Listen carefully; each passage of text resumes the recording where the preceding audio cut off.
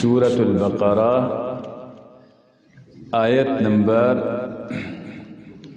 278، آیت نمبر 279۔ اعوذ باللہ من الشیطان الرجیم، بسم اللہ الرحمن الرحیم۔ یا ایہا الذین آمنوا اتقوا اللہ وذروا ما بقی من الربا ان کنتم مؤمنین، فإن لم تفعلوا فأذنوا بحرب من الله ورسوله، وإن تبتم فلكم رؤوس أموالكم لا تظلمون ولا تظلمون۔ صدق اللہ العظیم۔ گزشتہ آیت اور درس میں سود کے متعلق ہی ذکر ہوا، اور اللہ تعالیٰ نے فرمایا یمحق اللہ الربا ویربی الصدقات۔ اللہ تعالیٰ سود کو مٹاتا ہے اور صدقات اور خیرات کو بڑھاتا ہے۔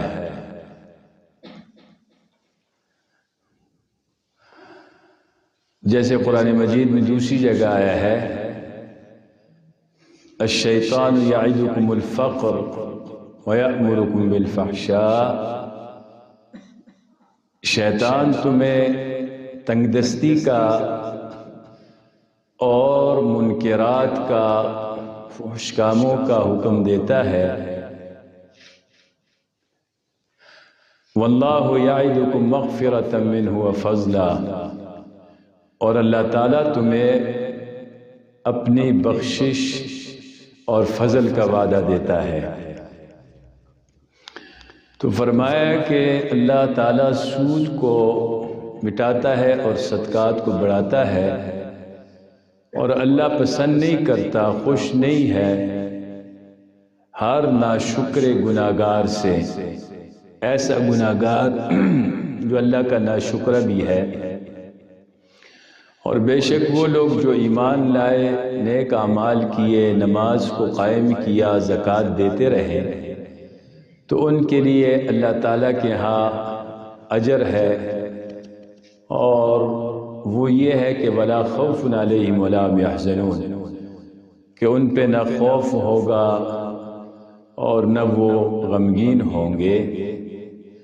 تو آج کی آیت میں اللہ تعالیٰ نے فرمایا یا ایہا الذین آمنوا، اہل ایمان سے خطاب ہے، اے ایمان والو اتقوا اللہ، تم اللہ تعالیٰ سے ڈرو، وذروا، اور چھوڑ دو، ما بقی من الربا، جو باقی رہ گیا سود سے، ان کنتم مؤمنین، اگر تم ہو ایمان والے، فَإِن لَمْ تَفْعَلُوا، پھر اگر تم نہ چھوڑو گے، فَأْذَنُوا، تو تیار ہو جاؤ، یعنی خبردار ہو جاؤ، بِحَرْبٍ مِّنَ اللَّهِ، جنگ کے لیے اللہ سے، وَرَسُولِهِ، اور اس کے رسول سے، وَإِن تُبْتُمْ، اور اگر تم نے توبہ کر لی، فَلَكُمْ، تو تمہارے لیے، رؤوس اموالکم، تمہارا اصل مال ہے، لا تظلمون، نہ تم ظلم کرو، ولا تظلمون، اور نہ تم پر ظلم کیا جائے گا۔ تو ان آیات میں اللہ تعالیٰ نے فرمایا کہ سود لینا چھوڑ دو، اور رسول اللہ صلی اللہ علیہ وسلم کے دور میں بھی یہ جرم موجود تھا، اس لیے اس کی ممانعت کی آیات اتری اور حرمت کا ذکر ہوا۔ اور خاص کر یہودیوں کے ہاں یہ بہت زیادہ تھا، اور اسی سود کے ذریعے سے یہودیوں نے باقی لوگوں کو اپنے قابو اور کنٹرول میں رکھا ہوا تھا، ان سے پیسے لے لیتے۔ اب سود دیتے دیتے ان کی نسلیں ختم ہو جاتی، لیکن وہ رقم ختم نہیں کر سکتے تھے تو پھر ان کے غلام رہتے تھے۔ آج آپ دنیا میں دیکھ لو، IMF کے نام سے جو ادارہ ہے یہ سارے یہودی ہیں، پوری دنیا پہ اکانومی میں چھائے ہوئے ہیں۔ اور ہمارا پاکستان دیکھو، ان سے IMF سے سود لیتے ہوئے یہ سفارشیں کراتے ہیں اور ان کے آگے پیچھے خوش آمدیاں کرتے ہیں سود لینے کے لیے، اور جب سود انہیں مل جاتا ہے تو پھر یہ بغلے بجاتے ہیں کہ بہت بڑا کام ہو گیا ہے۔ تو یہی وجہ ہے کہ ہر پاکستانی کئی ہزار قرضے تلے دبا ہوا ہے۔ اگر اس کو ہر پاکستانی بچوں پر بھی تقسیم کیے جائے، بڑوں پہ، تو ہر پاکستانی کئی ہزار قرضوں کے نیچے دبا ہوا ہے۔ تو جب یہودی اس طرح ان ممالک کو قرضے دیتا ہے سود پر، تو پھر وہ اپنی شرائط بھی منواتا ہے۔ وہ شرائط یہ ہوں گی کہ گیس مہنگی کرو، بجلی مہنگی کرو، عوام کو تکلیف ہو، اور باقی چیزیں مہنگی کرو، اس شرط۔ اور اس سے ہٹ کے پھر وہ مذہبی معاملات میں دخل اندازی کرتے ہیں کہ آپ کے ملک میں یہ مذہبی نظام ہے، طبقہ ہے، اس کو ختم کرو، دباؤ، اور یہ کرو یہ کرو۔ تو جب پیسے ان سے لیتے ہیں، غلام ان کے ہیں، سود ان سے لیا ہے، تو پھر یہ مجبوراً مانتے ہیں۔ آپ دیکھ لیں یہی حالات ہمارے سامنے ہے۔ تو اس لیے فرمایا کہ سود کا لین دین جو ہے حرام ہے۔ ایک غریب شخص مقروض جو ہے وہ اگر کسی سے پیسے لے لیتا ہے، وہ بیچارہ کہاں سے وہ اصل رقم ختم نہیں کر سکتا ہے، چل جائے کہ اس کے اوپر سود بھی ہو تو وہ دبا رہے گا، پھر پریشان رہے گا، مجبور رہے گا۔ تو اس آیت میں فرمایا کہ سود لینا چھوڑ دو، اور آیت میں فرمایا وَذَرُوا مَا بَقِيَ، ما بقیہ یعنی جو باقی رہا۔ مطلب یہ ہے کہ اس حکم سے پہلے جو سود حاصل کر چکے ہو وہ معاف کیا جاتا ہے۔ قرآن کی یہ آیت جب تک نازل نہیں ہوئی تھی، اور اس سے پہلے اگر کسی نے یہ عمل کیا ہے سودی لین دین، تو اب اس نے توبہ کر لی ہے، اب احکام آیات نازل ہو گئی تو اللہ اس کو معاف کر دے گا۔ ہاں، اس کے بعد سود وصول نہ کرو گے، صرف اصل زر حاصل کر سکو گے، یعنی جو رقم تم نے رأس المال جسے کہا جاتا ہے، کسی کو 1000 روپے دیے تو 1000 ہی واپس لو، قرض حسنہ اس کو کہتے ہیں، ٹھیک ہے؟ تو اس پہ سود جو ہے وہ حرام ہے۔ اور آیت میں فرمایا اگر تم ایسا کرو گے تو بحرب من اللہ ورسولہ، حرب ان کا معنی ہے جنگ، اللہ اور اس کے رسول کی طرف سے سود خواروں کے خلاف اعلان جنگ کا مطلب یہ ہے کہ انہیں اسلام کے مخالفین کی فہرست میں شمار کیا جائے۔ اسلام کے جو مخالف ہے ان کی فہرست میں انہیں شامل کیا جائے۔ تو جو اسلام کے مخالف ہے ان کی جنگ اللہ اور اس کے رسول کے ساتھ ہے، اور اللہ اور رسول کے ساتھ جو جنگ کرے گا ان کا انجام جو ہے گزشتہ قوموں سے انسان عبرت حاصل کر سکتا ہے۔ اور آیت میں فرمایا فَلَكُمْ رُؤُوسُ أَمْوَالِكُمْ، رؤوس اموالکم رأس کی جمع ہے تمہارے اصل مال، اس سے رأس المال اور اصل زر بھی اسے کہا جاتا ہے، یعنی اصل رقم جو ہے، کسی نے کسی سے 1000 لیے، 2000، 3000 لیے، یا کسی کاروبار میں رقم لگائی ہے اصل رقم، تو یہاں پہ اسے رأس المال اور اصل زر بھی کہا گیا ہے۔ ان آیتوں میں درج ذیل احکام دیے گئے ہیں۔ اب یہ 2 آیتیں جو بیان ہوئی ہیں ان میں یہ چند احکام بیان کیے گئے ہیں۔ نمبر 1 تو یہ ہے کہ سود کی ممانعت سے پہلے جو سود تم لے چکے ہو بس وہ لے چکے ہو، لیکن ممانعت کے بعد جو چڑھا وہ چھوڑ دو۔ سود کی حرمت کی آیات جب نازل ہو گئی اور اس کے بعد جو رقم تم نے دی ہے اس پر جو نفع لگا ہے اب اسے چھوڑ دو، اب یہ تمہارے لیے جائز نہیں ہے۔ اور دوسری چیز یہ بیان کی ہے کہ اگر تم باز نہ آؤ تو تمہارے ساتھ اللہ اور رسول ایسا ہی سلوک کریں گے جیسے باغیوں اور مرتدوں کے ساتھ کیا جاتا ہے۔ اور باغی اور مرتد کے ساتھ جو قتال ہے، جنگ ہے، انہیں قتل کرنا جائز ہے۔ جیسے خلیفہ اول سیدنا صدیق اکبر رضی اللہ عنہ کے دور خلافت میں کچھ لوگوں نے انکار زکوٰۃ کیا، یعنی زکوٰۃ دینے سے انکار کیا، تو صدیق اکبر نے فرمایا کہ جو رسول اللہ صلی اللہ علیہ وسلم کے زمانے میں ایک رسی بھی جانور کی زکوٰۃ میں دیتے تھے، اگر وہ اب نہیں دیں گے، انکار کریں گے، تو میں ان کے خلاف اعلان جہاد کروں گا۔ ٹھیک ہے، تو ان کے ساتھ باغیوں اور مرتدوں جیسا سلوک کیا جائے گا۔ تیسری چیز یہ بیان فرمائی، اگر ممانعت کے بعد چڑھا ہوا سود تم مانگو تو یہ بھی ظلم ہوگا کہ آیات سود کی حرمت آ گئی ہے اور اس کے بعد بھی تم اگلے سے کہو نہیں بھئی 1000 پہ 1500 دو، 200 دو، جو بھی ہے، تو یہ پھر ظلم ہے۔ نہ اپنے اوپر ظلم کرو، لا تظلمون ولا تظلمون، نہ تم ظلم کرو اور نہ تم پہ ظلم کیا جائے گا۔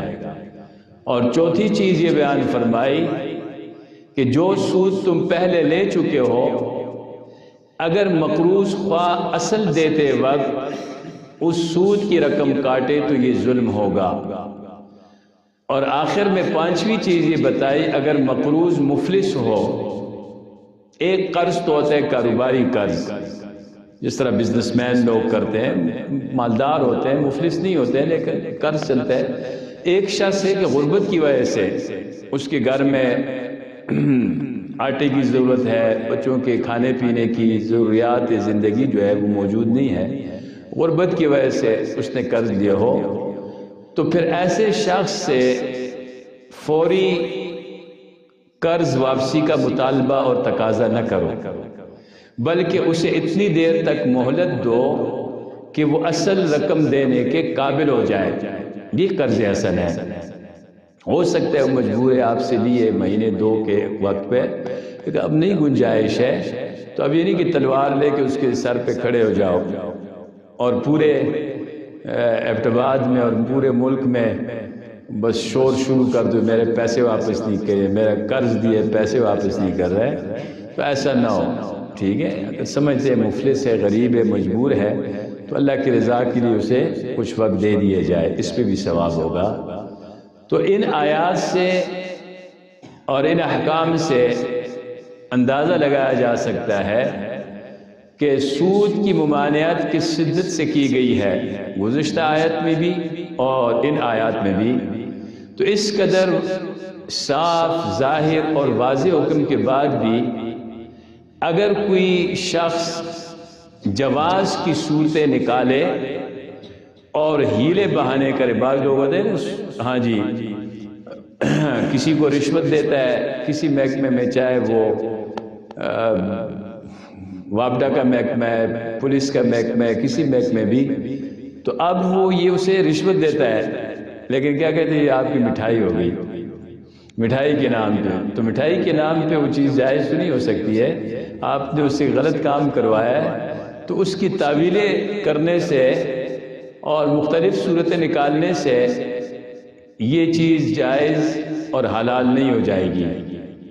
تو فرمایا کہ سودی لین دین سے جو لوگ باز نہ آئے وہ اللہ اور اس کے رسول کے باغی نہیں تو اور کیا ہے، یعنی جو آیات اتر گئی واضح اور صاف، احادیث کے اندر اس پر کتنی تنبیہ کی گئی ہے اور بے شمار احادیث ہیں، تو اس کے بعد بھی اگر کوئی شخص سودی کاروبار سے لین دین سے باز نہیں آتا تو پھر یہ باغی نہیں تو اور کون باغی ہے۔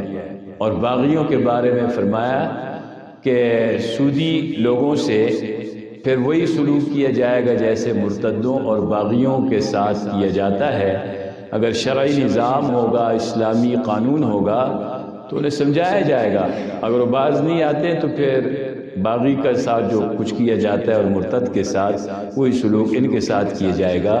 اللہ تعالیٰ رزق حلال نصیب فرمائے اور سودی نظام سے ہم سب کو محفوظ رکھے اور اللہ کے راستے میں صدقات و خیرات کرنے کی توفیق نصیب فرمائے۔ توجہ بھائی، یا ایہا الذین آمنوا، اے ایمان والو، اتقوا اللہ، تم ڈرو اللہ سے، وَذَرُوا، اور چھوڑ دو، ما بقی من الربا، جو باقی رہ گیا سود سے، ان کنتم مؤمنین، اگر تم ہو ایمان والے، فَإِن لَّمْ تَفْعَلُوا، پھر اگر تم نہ چھوڑو گے، فَأْذَنُوا، تو خبردار ہو جاؤ، بِحَرْبٍ مِّنَ اللَّهِ وَرَسُولِهِ، جنگ کے لیے اللہ سے اور اس کے رسول سے، وَإِن تُبْتُمْ، اور اگر تم نے توبہ کر لی، فَلَكُمْ، تو تمہارے لیے، رؤوس اموالکم، تمہارا اصل مال ہے، لا تظلمون، نہ تم ظلم کرو، ولا تظلمون، اور نہ تم پر ظلم کیا جائے گا۔ صدق اللہ العظیم۔ آمین۔ الحمدللہ رب العالمین والعاقبۃ للمتقین والصلاة والسلام علی سید المرسلین۔ ربنا اغفر لی ولوالدی وللمؤمنین یوم یقوم الحساب۔ رب ارحمہما کما ربیانی صغیرا، رب ارحمہما کما ربیانی صغیرا۔ وصلی اللہ تعالی علی خیر خلقہ محمد وعلی آلہ وصحبہ اجمعین برحمتہ۔